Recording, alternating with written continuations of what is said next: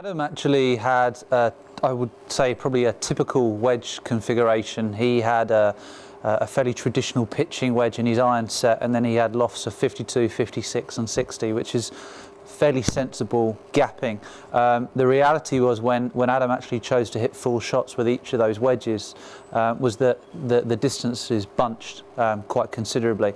And so what we were able to do in Adam's case was actually reduce the number of wedges that he carried, giving a kind of justifiable distance gap between those clubs and actually making space in the bag for a longer club like a fairway wood or hybrid.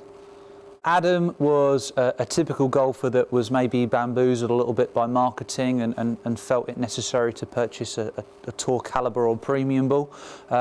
We actually found that by offering him a two-piece ball, he was able to generate more distance and also potentially save some money. And we actually gave him probably the best two-piece ball in the marketplace today, our latest version of the AD333 golf ball, which utilises spin skin, which historically has only been found in our top-end ball, as well as the speed dimple pattern, which incorporates additional coverage of dimples on the golf ball to optimise ball flight in windy conditions. Absolutely fantastic. It was really interesting seeing the different technology of the wedges, you know, with the C grooves and how they differed from the wedges that I were currently playing, and especially seeing what that could do for me in terms of ball flight and stop.